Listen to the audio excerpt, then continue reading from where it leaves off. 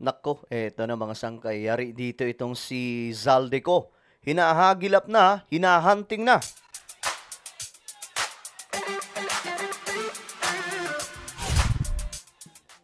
Magandang oras po sa lahat ng mga kababayan po natin, sa lahat po ng mga solid sangkay na nanonood ngayon. Eto nga po, update lamang po tayo mga sangkay. Kasi nga po itong si Zaldeco ay hinahagilap na ngayon.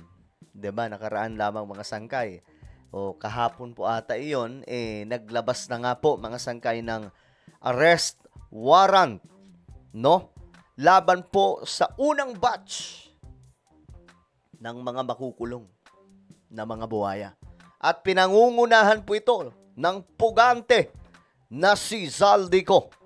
Anyway guys, bago tayo magtuloy-tuloy, sa mga hindi pa po dyan nakakapag-subscribe sa ating YouTube channel, tayo po ay 1.59 million subscribers na. Padami po tayo ng padami. Kaya naman, ano pang hinihintay nyo? Kung hindi ka pa po nakakapag-subscribe, makikita nyo po yung subscribe button sa baba ng video na to. I-click nyo lamang po yung subscribe, i-click ang bell, at i-click nyo po yung all. Sa mga nanonood po sa Facebook, syempre, i-follow nyo po yung ating Facebook page. Okay, eto nga po ang balita, mga sangkay. Nako, hinahanap na po si Zaldeco eh.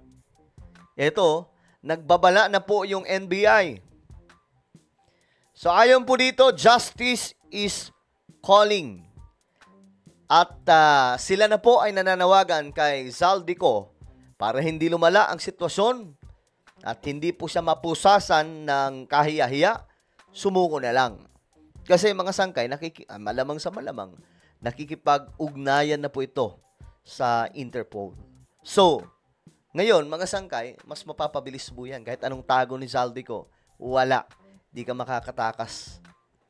Ayon po dito, we urge former Ako Bicol Representative Zaldeco and all co-accused to surrender now, while surrender is still a choice and not a consequence. Naku, ano kayang ibig sabihin na ito? Oh, surrender na. Hanggat may choice pa ng pag-surrender. Kasi kung hindi, baka humantong po sa mas delikadong desisyon o sitwasyon. The warrants are, ayan na mga sangkay, leave. Our teams are moving. And the window is closing fast. Ayan na. Grabe, no? So, talagang buhay na buhay, mga sangkay. Andyan po yung warrant of arrest. At ang team ng NBI ay gumagalaw, kumikilos na. At ang bintana di umano ay patuloy na nagsasara ng mabilis. Sa batas, sabi dito, walang later. Only comply or be compelled. Mas magaan ang proseso kapag kusang loob. Mas mabigat kapag hinabol. Ayan na. O, ngayon, anong gagawin nila? Marami to sila, mga sangkay na napangalanan eh. Pero syempre, pinangungunahan po ito ni Zaldeco. O, labas yung mga, ano tawag dito, yung mga DDS Buhaya Warriors. O, diba? Yung mga DDS Crocodile Warriors, labas! Ipagtanggol nyo na si Zaldeco. Diba? Yun naman ang gusto nyo. Kapag kakurap, pinagtatanggol nyo. Matindi din itong mga to eh. Sabi dito, face the warrant. Now, justice is calling. Better to meet it than to run from it. Oh, ayan na mga sangkay. Yan po yung babala ni NBI OIC Director Attorney Angelito Magno. Ito po ang kanyang pasabog laban kay Zaldeco. At marami pa pong iba na sumurrender na dahil ang NBI ngayon ay hinahanap na po sila. Mas maigi yun, di ba? Mas maigi yun na mas madali pong, kumbaga, mas mapapagaan ang lahat. Malay natin, mga sangge, di ba? Magkaroon pa po sila ng chance kung magkakaroon man, di ba? Kung meron mang i-offer na chance. Pinapasuko na po itong mga sangge. Pero si Zaldeco makikipagmatigasan yan. Pero alam na po natin ang mangyayari dyan. Kagaya kay Tevis, bibit-bitin yan papunta sa Pilipinas.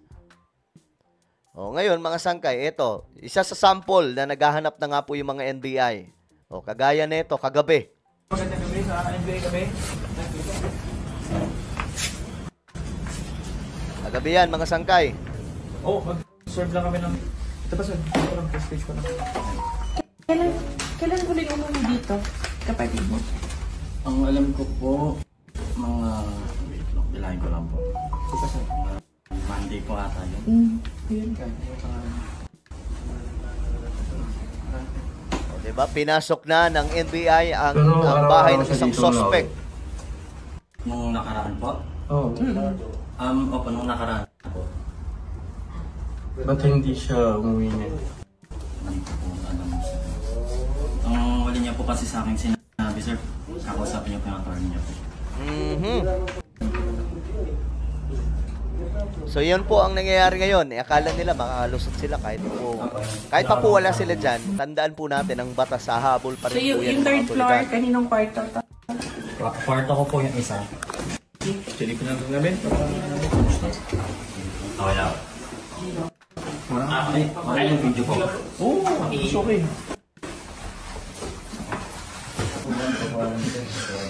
Ayos ka. Parang sanay yung ano nyo, may escape route May dalawang pinto. Dito natin pupunta. Gumenta lang po kami dito, sir. Hindi ko po. Magkano yung upa niyo dito? 40 po. Magkano yung sweldo Lima mo? naman po kami. Dito siya. Lima naman po kami. Ah, Sa lima? party naman po sir. Kwarto niya to. Pagkag 8,000 lang tayo. Yung mga... Malabas din. Malalag po ata sa lumabas din. Para lang. Ay, sige. Ano yung upa dito?